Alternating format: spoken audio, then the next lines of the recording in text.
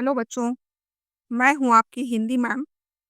हिंदी सीखने और सिखाने की प्रक्रिया में आज हम कक्षा 5 रिमझिम पाठ्य पुस्तक से पाठ 1 राख की रस्सी पढ़ाने जा रहे हैं। ठीक है। राख की रस्सी शीर्षक से आपको आश्चर्य हो रहा होगा कि राख की रस्सी तो बनाई नहीं जा सकती है, क्योंकि राख राख क्या होता है? किसी भी चीज के जलाने के बाद जो काला काला पाउडर जैसा बनता है, उसे कहते हैं राख। और उससे रस्सी कभी नहीं उससे कोई कुछ भी नहीं बनाया जा सकता है।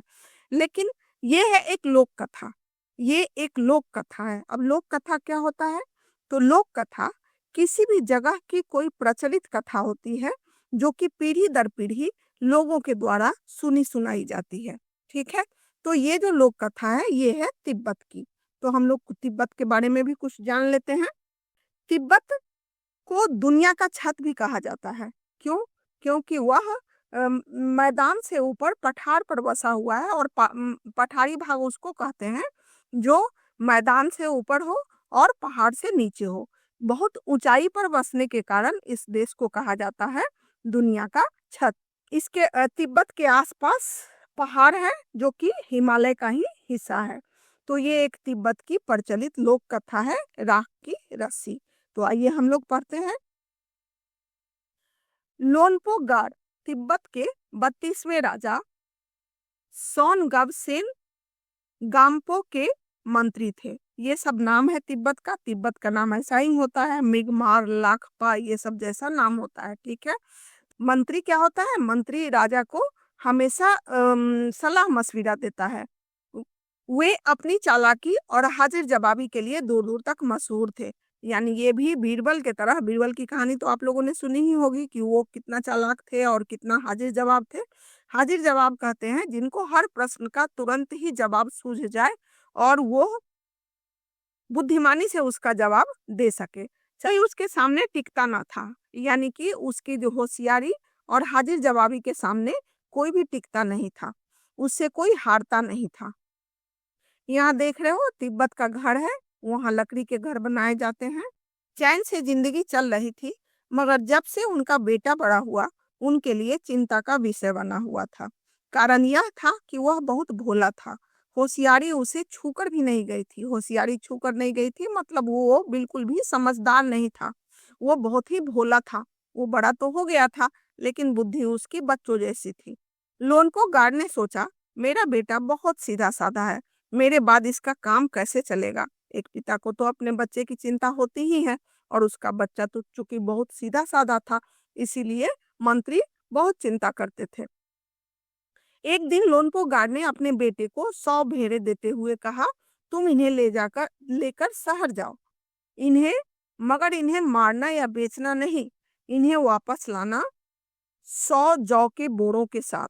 जौ एक अनाज होता है जिसका सत्तू भी बनाया जाता है, पूजा पाठ में भी इस्तेमाल होता है, और उसकी रोटियां भी बनाई जाती है। तो उसके पिता ने कहा कि तुम ले जाओ इन भेड़ों को, पर इनको मारना नहीं है, बेचना नहीं है। फिर भी तुमको 100 बोरा जौ का लेकर आना है, वरना मैं तुम्हें घर में घुसने नहीं दूंगा। ठीक है। इसके बाद उन्होंने बेटे को शहर की तरफ रवाना किया यानी कि भेज दिया शहर की तरफ, बिना पैसे का। सिर्फ उनके साथ थी 100 भेड़ें, और बदले में लाना था 100 बोरी जौ का। लोनपो गार का बेटा शहर पहुंच गया, मगर इतने बोरे जौ खरीदने के लिए उनके पास रुपए ही कहाँ थे। वह इस समस्या पर सोचने विचारने के लिए सड़क किनारे बैठ गया, मगर कोई हल उसकी समझ में नहीं आ रहा था। वह बहुत दुखी था। तभी एक लड़की उसके सामने आ खड़ी हुई। क्या बात है, तुम इतने दुखी क्यों हो? लोनपो गार्ड के बेटे ने अपना हाल कह सुनाया। इसमें इतना दुखी होने की कोई बात नहीं है, मैं इसका हल निकाल देती हूँ। ठीक है। लोनपो गार के बेटा को कुछ भी समझ में नहीं आ रहा था कि वो अपने पिता की दी हुई समस्या का समाधान कैसे करे। जब उसको कुछ नहीं समझ में आ रहा था, तो वो चुपचाप सड़क के किनारे बैठ गया। उसके सामने में एक लड़की आई। जब उससे दुख का कारण पूछी और उसने अपना हाल सुनाया, तब उसने कहा कि मैं इसका हल निकालती हूँ। इतना कहकर लड़की ने भेड़ों के बाल उतारे और उन्हें बाजार में बेच दिया। जो रुपए मिले उससे जौ के 100 बोरे खरीद कर उसे घर वापस भेज दिया।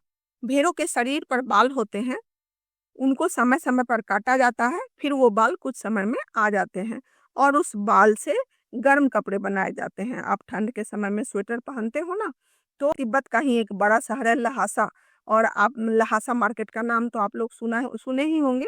वहां पर गर्म कपड़े मिलते हैं। लड़की बहुत समझदार थी, उसने क्या किया कि उसके बाल काटे, और वो बहुत ही महंगा बिकता है, तो उसको बेचकर उसने 100 बोरे जौ के खरीद कर उसको दे दिया और उसको घर वापस भेज दिया।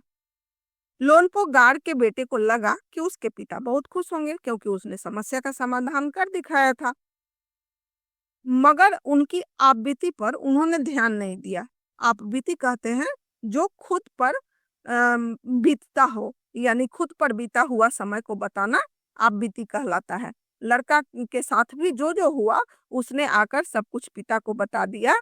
और भेड़ों के साथ देख रहे हो, यहाँ भेड़ों का चित्र है, उसके शरीर पर बाल है, और यही लड़का है जो मंत्री का बेटा है।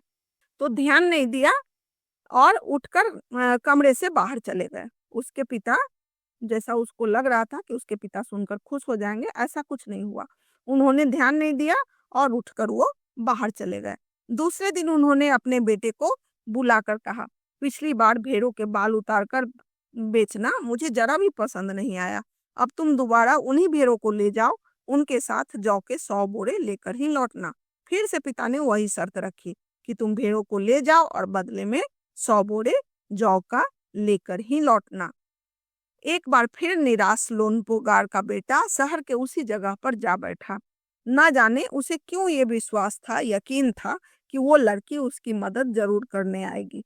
ठीक है, एक बार उसको चूंकि मदद मिल चुका था और लड़की के मदद के कारण ही सफल हो पाया था, तो इसीलिए उसको लगा था कि फिर से वही लड़की आकर मुझे इसका रास्ता बताएगी। बाल तो कट चुके थे भेड़ों के, और पिता ने कहा था कि बाल काटना मुझे पसंद नहीं आया। उसके अलावा भेड़ों के बाल बढ़ने में कुछ समय तो लगते ही है। पर वो बैठ करके सोचने लगा कि लड़की आएगी, और लड़की आई भी। फिर से उसने अपनी मुश्किल कह सुनाई। अब तो बिना जौ के 100 बोरों के मेरे पिता मुझे घर में नहीं घुसने देंगे। लड़की सोचकर बोली, एक तरीका है। उसने भेड़ों के सींग काट लिए। पहली बार उसने बाल काटा था, उसको बेचा था, और इस बार उसने सींग काट लिया। चूंकि जैसे भेड़ों के बाल बिक जाते हैं आसानी से, उनका इस्तेमाल होता है गर्म कपड़े बनाने में, वैसे ही भेड़ों का सींग भी कुछ टूल्स बनाने में, औजार बनाने में इस्तेमाल होता है। इसलिए उसने सींग को काटा और उसको बेचकर जो पैसे मिले उससे फिर से 100 बोरे जौ के खरीदे और उसको देकर घर भेज दिया। भेड़े और जौ के बोरे पिता को हवाले करते हुए लोनपो गार का बेटा खुश था। उसने विजयी भाव से सारी कहानी कह सुनाई। विजयी भाव मतलब उसके चेहरा पर जीतने की खुशी थी कि उसके पिता ने 2 बार जो भी टास्क दिया उसको वो पूरा कर पाया। फिर से अपनी आप बीती सुनाई, कहानी सुनाई। सुनकर लोनपो गार बोले, उस लड़की से कहो कि हमें 9 हाथ लंबी राख की रस्सी बना कर दे। ठीक है।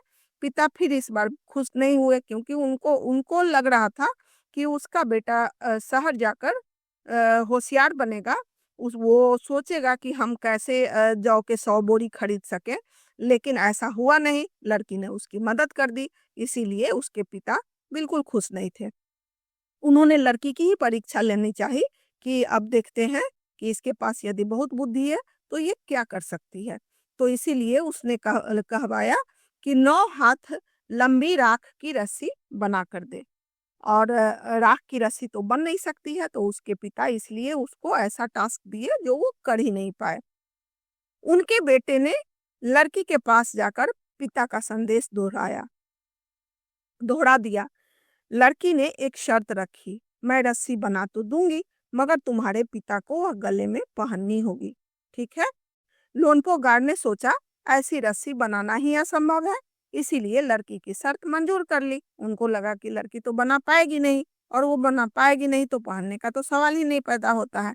इसीलिए उन्होंने शर्त मंजूर कर ली। अगले दिन लड़की क्या की कि 9 हाथ लंबी रस्सी ली, उसे पत्थर के सील पर रखा। पत्थर का टुकड़ा जिस पर मसाला पीसा जाता है उसे सील कहते हैं। तो पत्थर के सील पर रखकर उस रस्सी को जला दिया। रस्सी जब जल गई तो रस्सी के आकार की राख बच गई। रस्सी में जब आग लगाया जाता है तो क्या होता है, वो धीरे धीरे धीरे धीरे अंदर ही अंदर सुलगते हुए, और पूरी रस्सी जल जाने के बाद जैसे रस्सी का आकार होता है वैसे ही वहां पर जला हुआ बच जाता है, राख। तो वहां पर वैसे ही राख बन गई, जो राख बच गई, जो कि माला के आकार की थी। इसलिए वह सील समेत, चूंकि वो माला को उठा नहीं सकती थी, उठाने पर तो वह टूट ही जाता, बिखर जाता, तो वह सील के समेत यानी कि पत्थर के टुकड़ा के समेत लोनपो गार के पास ले गई और उसे पहनने के लिए कहा। अब ये तो माला बना दी, माला तो दिख रहा था कि पत्थर पर बना हुआ है, लेकिन वो पहनना तो असंभव था। तो उसने लोनपो गार को कहा कि इसे आप पहनिए, चूंकि शर्त ही यही था। लोनपोगार रस्सी देखकर चकित रह गए। वे जानते थे कि राख की रस्सी को गले में पहनना तो दूर, उठाना भी मुश्किल है, हाथ लगाते ही वह टूट जाएगी। लड़की की समझदारी के सामने उनकी अपनी चालाकी धरी की धरी रह गई। वो तो चतुर थे, चालाक थे, लेकिन इस बार उनकी चालाकी धरी रह गई और लड़की उनसे ज्यादा समझदार निकली। बिना वक्त गवाए लोनपोगार ने अपने बेटे की शादी का प्रस्ताव लड़की के सामने रख दिया, यानी कि तुम मेरे बेटे से शादी कर लो। धूमधाम से उन दोनों की शादी हो गई।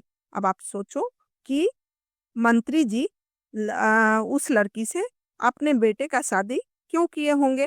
क्योंकि उनको ऐसा लगा होगा कि इतनी समझदार और चालाक लड़की से यदि मेरे बेटे की शादी होगी तो मेरा भोला भाला बेटा का घर गृहस्थी चलने लगेगा, वह अपने व्यापार भी संभाल लेगी, घर भी संभाल लेगी, और धीरे धीरे मेरा बेटा भी उसके साथ रहते रहते उसको भी उसमें भी कुछ समझदारी तो आ ही जाएगी। तो ये देख रहे हो, ये लड़की है और ये लड़का है। जब वो भेड़ों को लेकर बैठकर सोच रहा था और ये लड़की इसके सामने में खड़ी थी। अब है प्रश्न उत्तर। तिब्बत के मंत्री अपने बेटे के भोलेपन से चिंतित रहते थे। तुम्हारे विचार से वे किन किन बातों के बारे में सोचकर परेशान होते थे? तो मेरे विचार से मंत्री जी यह सोचकर परेशान थे कि मेरा भोला बेटा अपना जीवन यापन कैसे कर सकेगा। तुम तिब्बत के मंत्री की जगह होती तो क्या उपाय करती? तो मैं क्या उपाय करती? मैं उसे समझा बुझाकर समझदार बनाने की कोशिश करता या करती। ठीक है। मंत्री ने अपने बेटे को शहर की तरफ रवाना किया। ये वाक्य है। अब आपको सोचकर लिखना है कि मंत्री ने अपने बेटे को शहर क्यों भेजा। इसका उत्तर होना चाहिए कि मंत्री को लगा होगा कि शहर में ज्यादा लोग रहते हैं और मेरा बेटा वहां जाकर कुछ समझदारी सीख जाएगा। उसने अपने बेटे को भेड़ों के साथ शहर में ही क्यों भेजा? शहर में ज्यादा लोग रहते हैं, वहां व्यापार ज्यादा होता है, तो अपने बेटे को सीख देने के लिए मंत्री जी शहर में भेजा। ठीक है। नंबर ग आपको करने के लिए है, ये एक्टिविटी है, इसको पढ़ करके आपको करना है। जौ एक प्रकार का अनाज है जिसे कई तरह से इस्तेमाल किया जाता है। इसकी रोटी बनाई जाती है, सत्तू बनाया जाता है और सूखा भून कर भी खाया जाता है। अपने घर में और स्कूल में बातचीत करते हुए कुछ और अनाजों के नाम पता करो। यहाँ है गेहूं और जौ। आपको क्या लिखना है? यहाँ पर कोई भी अनाज का नाम, जैसे कि धान, मक्का, बाजरा, रागी। गेहूं और जौ अनाज होते हैं। ये तीनों शब्द संज्ञा है।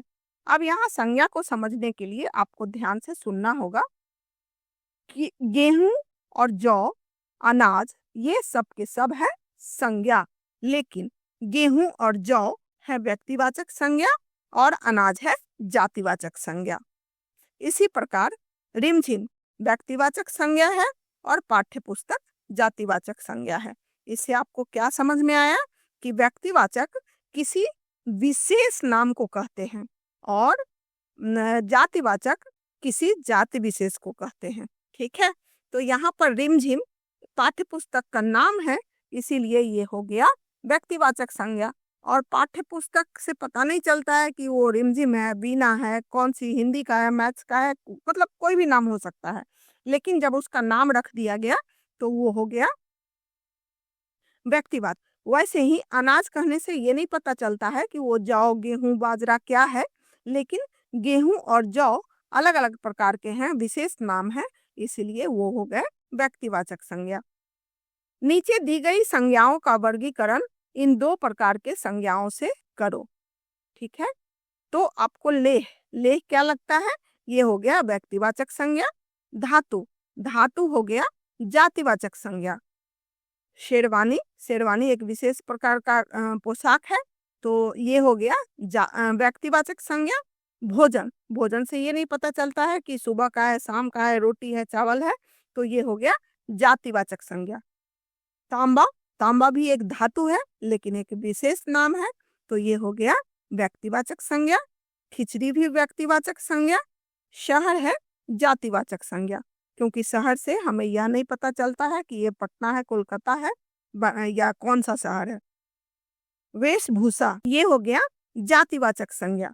ठीक है, ऊपर लिखी हर जातिवाचक संज्ञा के लिए 3-3 व्यक्तिवाचक संज्ञाएं खुद सोच कर लिखना है।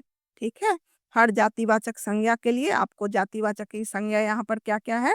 धातु, भोजन, शहर, वेशभूषा, इसके लिए आपको सोचकर लिखना है। जैसे धातु में आप नाम लिख सकते हो तांबा, चांदी, पीतल, लोहा।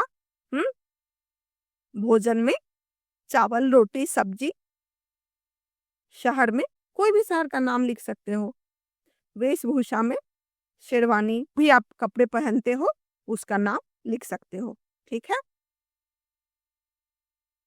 तो हमने इस पाठ को पढ़ा और इसके प्रश्न उत्तर भी पूरे हो गए। अब आपको यदि पाठ पढ़ने में अच्छा लगा हो तो आप चैनल को सब्सक्राइब जरूर करना। तब तक के लिए बाय।